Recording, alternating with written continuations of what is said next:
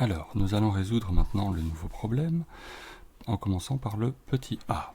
Petit a, écrivez l'équation de la réaction. Donc il s'agit d'une solution de carbonate de sodium, Na2CO3, aqueux, plus du nitrate de barium, BaNO3, deux fois, également aqueux. Et les produits de la réaction sont le nitrate de sodium, aqueux, et le carbonate de barium, BaCO3, qui lui est solide. Bon, si on vérifie la pondération, eh bien on se rend compte qu'il nous faut 2 NaNO3. Petit b. Modélisons l'équation de la réaction. Donc nous avons un récipient dans lequel nous avons 10 ml d'une solution de Na2CO3, c'est-à-dire 2 Na+, et un CO3 2-. Un autre récipient dans lequel nous avons 40 ml de Ba2+,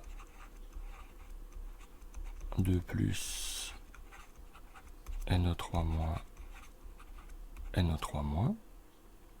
C'est ce que signifie le aqueux ici en dessous. Les ions sont séparés dans la solution. Nous obtenons un seul et même récipient de 50 ml de solution. Et dans cette solution, nous retrouvons Na+, NO3-, NO3-, Na+, et un produit solide qui est le BaCO3. L'équation étant écrite, le modèle de la solution ne m'intéresse plus beaucoup. Je vais maintenant répondre à la partie C. Petit c. Pour répondre à cette question, je vais écrire le tableau d'avancement. Donc, le nombre de moles de Na2CO3 initial, le nombre de moles de BaNO3 initial, 0 et 0 dans les produits. Ici, j'ai mon nombre de moles de Na2CO3 duquel j'enlève l'avancement de la réaction, noté X. Je vais, pour celui-ci, noter NBaNO3 moins X, puisque c'est 1 ici. Dans les produits, eh bien, il y a apparition de nouvelles matières, donc j'ai 0 plus 2X et 0 plus X pour le carbonate de barium. À la fin de la réaction, l'un des deux arrive à 0, lequel je l'ignore encore. Par contre, dans les produits, j'obtiens NaNO3 et BaCO3. Et ici, donc, je rappelle, l'un des deux va être égal à 0. Bien, maintenant il nous reste à résoudre le problème. Nous savons que nous avons des solutions de 10 grammes par litre et que nous avons 10 ml de celle-ci et 40 ml de celle-ci. Bien, première chose à faire, calculer la concentration molaire de chaque espèce. Donc je sais que gamma de Na2CO3 est égal à 10 grammes par litre. C de Na2CO3 se calcule en transformant ces 10 grammes en nombre de moles. Donc il faut que je divise par la masse molaire de Na2CO3. Alors, 10 grammes divisé par la masse molaire de Na2CO3 étant de 106, nous obtenons une concentration molaire de 9,434 10-2 moles par litre.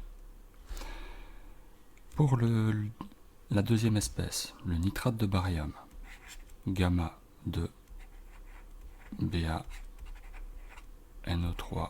2 égale 10 grammes par litre.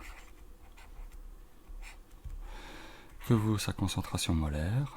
Eh bien, la concentration molaire de BaNO3 2 égale 10 divisé par la masse molaire du nitrate de barium, qui vaut 261 grammes par mole. Et cela me donne 3,831 10-2 mol par litre. Bon, maintenant que nous connaissons les concentrations molaires des espèces, nous pouvons calculer la quantité de matière des espèces au départ.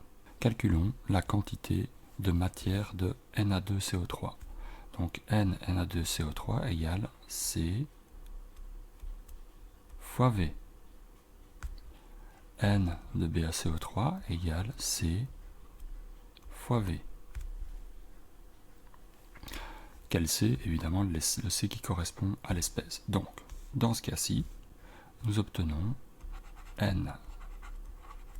Na2CO3 égale 9,434 10-2 multiplié par 0,01 10 ml. Et cela me donne 9,434 10-4 mol. Dans le deuxième, N de BaNO3 égale 3,831 10-2 multiplié par 0,04 puisque c'était 40 ml et cela me donne 1,532 10-3 mol. Je vois tout de suite que celui-ci est en excès, donc c'est celui-ci qui va me donner la valeur de l'avancement de la réaction. Donc, je peux noter ici égale 0, puisque c'est celui qui va être en moins grande quantité, et donc, grâce à cette équation, je peux dire que X est égal à 9,434 10-4 mol. Comme le X est le même partout, eh bien, je peux déterminer le nombre de moles de nitrate de barium qui subsiste dans ma solution. Mais ce n'est pas demandé dans le problème, donc on va s'en passer. La première question était la masse de précipité obtenue, c'est-à-dire la masse de carbonate de barium. Et donc, ce N est égal à X.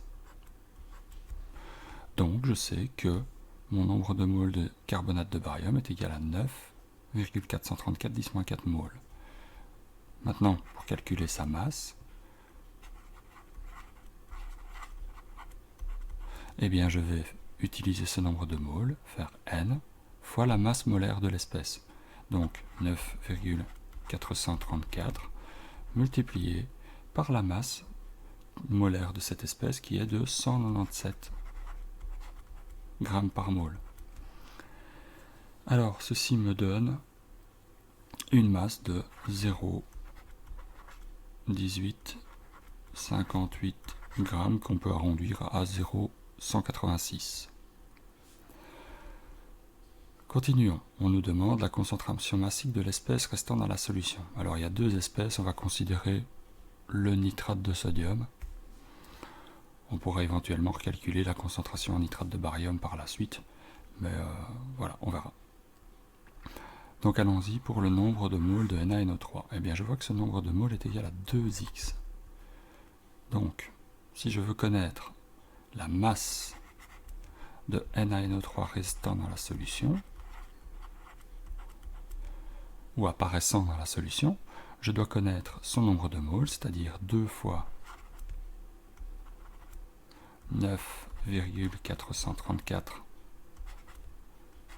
10-2 10-4, pardon, et je vois que j'ai oublié le 10-4 ici au-dessus, excusez-moi, et ceci doit être multiplié par la masse molaire. La masse molaire du NaNO3 est de 85 grammes par mol et cela me donne au total 0,1604 grammes dans 50 millilitres.